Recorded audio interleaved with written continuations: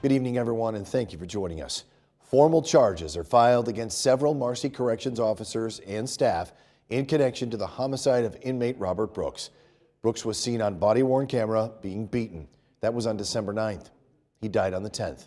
And today, an indictment was unsealed naming 9 people. We have the mugshots for those who are in the Oneida County Jail. The rest have posted bail and do not have official mugshots. Charged with murder and manslaughter, Nicholas Anzalone, David Kingsley, Anthony Farina, Christopher Walrath, Matthew Gallagher, who is also charged with gang assault, and an unnamed individual who is scheduled to be arraigned Monday. Just charged with manslaughter, Michael Mashaw, David Walters, and Michael Fisher. And just charged with tampering with physical evidence, Nicholas Gentile.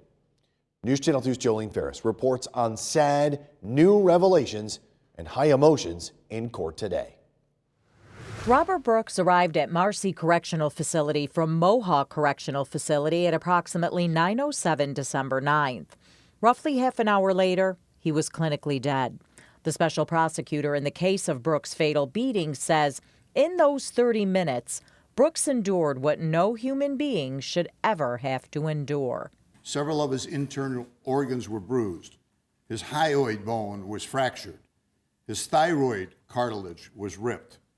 He also died as a result of repeated restrictions to his airways, causing severe brain damage. And finally, he died by choking on his own blood. The attack captured in this disturbing officer body-worn camera video wasn't the only attack Brooks endured that night. The first beating took place in what is referred to as the Arsenal section of Marcy. It's the first enclosed structure that Robert entered after disembarking the bus from Mohawk. The second beating took place outside as Robert was being escorted to the infirmary. The video was so disturbing, the man charged with prosecuting the former officers accused in the beating had to look away. I've only seen it once, beginning to end, because every other time I started to watch it, I walked out of the room. Perhaps even more heartbreaking, the prosecutor says Brooks did nothing that would have provoked the fatal assault that claimed his life. I think any sentient human being looking at the tapes naturally comes to the conclusion that he must have said something. He must have spit at the officers. He must have resisted in some way. And the fact of the matter is, he did absolutely nothing. The corrections officers in that video were marched into Oneida County Court as criminal defendants, some facing murder and manslaughter charges in the fatal beating of Robert Brooks. All entered not guilty pleas, standard at arraignment. Some posted bail, others remain in jail. Some hired private attorneys, some had the public defender. 2 courtrooms were filled with people wanting to see the former officers accused of killing a prisoner in their charge.